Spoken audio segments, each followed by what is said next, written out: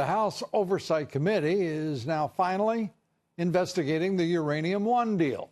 It follows the Senate Judiciary Committee that launched an investigation last week after reports revealed the FBI and evidence from an informant that Russian nuclear officials were involved in fraudulent dealings in 2009 before the uranium deal was approved. Congressman DeSantis is calling for the Justice Department to now remove that non-disclosure agreement that prevents the former FBI informant from testifying about the bribery scheme before Congress.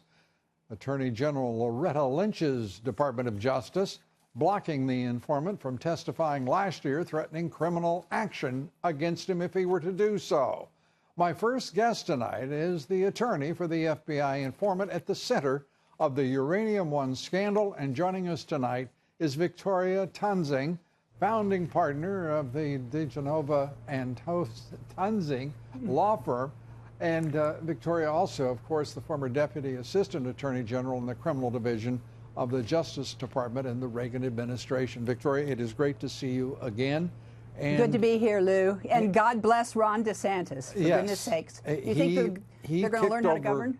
He kicked over this particular can and sounded the alarm, and it's just extraordinary that the state, before we even get to the investigation, that we learned that the Republican leadership was blocking that investigation a year ago. Hey, Lou, they did that to me in Benghazi also. Exactly. They were quashing that investigation. So we are again. Is that speak? I'm going to ask for a judgment here. Trey Gowdy is now the head of oversight. Why is he not doing something? He was the head of various committees, including Benghazi, that produced absolutely nothing in the way of concrete or results or resolution. Well, we're glad that Ron DeSantis is doing it because he's a former federal prosecutor, and he's a go-getter on this. I think he'll do a great job. Let's turn to your informant and the gag order that prevents him from going before Congress. Are you surprised that the Trump Justice Department has not lifted that gag order? Well, I did not go to them, Lou. I decided when I got the case, and that was only a few weeks ago, that the best person to speak would be the chairman of the Judiciary Committee. I think he has more authority in his request than I do. So that was my strategy, to go and have Chairman Grassley, and God bless him too, because he's been interested in this issue for a couple of years now. So he immediately issued a letter to the Justice Department and to me at the same time, asking to interview my client. So he gave Attorney General Sessions until November 1st to cough up that NDA. You know, we don't even have a copy of it, so we don't know what it says. But your informant presumably does have a very good understanding of what it prohibits him from doing. He does, because a year ago, when he had brought a civil suit, his then lawyer was told by the Loretta Lynch Justice Department, if he goes forward and he does not dismiss the case, his reputation and liberty are in jeopardy. And when the Justice Department talks to me about my liberty, I figure that's a prosecution. And extraordinarily, this is a gag order, a non-disclosure that has a criminal penalty. No. For breaching it? That's what the Justice Department said. Lou, I have never heard of a criminal penalty for an NDA. Not in all my years of practicing law, and it's been a good many.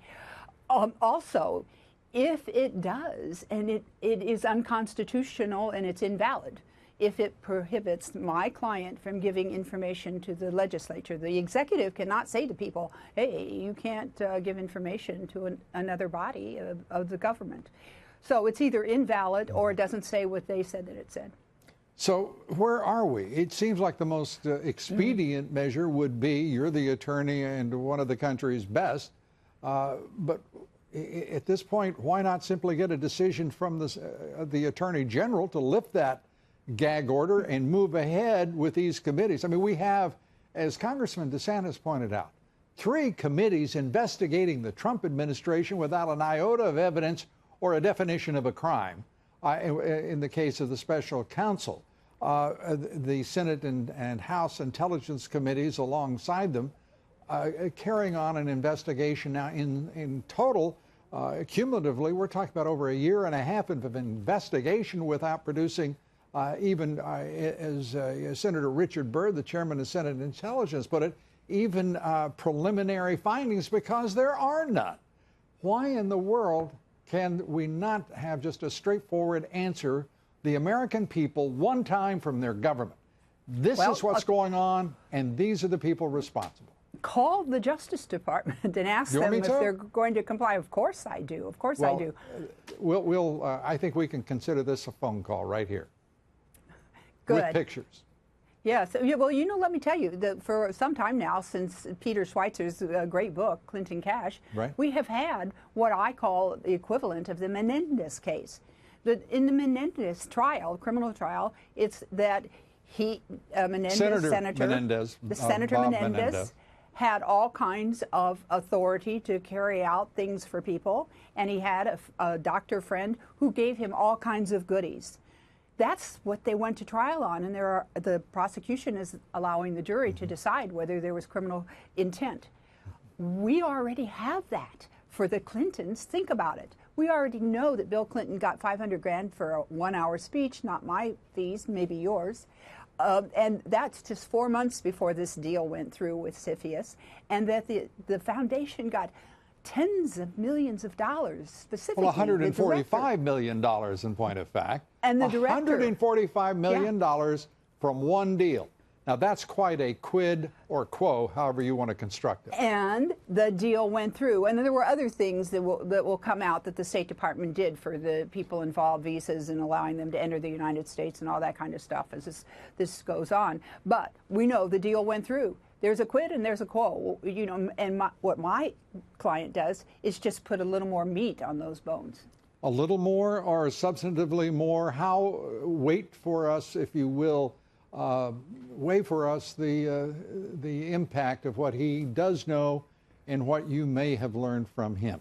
Well, I don't want to get in the business of my violating an NDA. No, I wouldn't ask you for any specifics. So, but I think it's quite significant. He can tell what all the Russians were talking about during the time that all these bribery payments were made.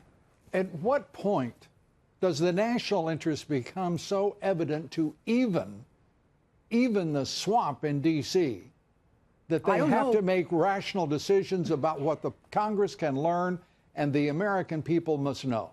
Lou, I was called a few days ago by someone from CNN just asking me some questions, and I said, "Oh, don't you want me to go on and discuss it? We'll get back to you." I mean, we can't even get anybody else but Fox to do the story. And America should never forget that.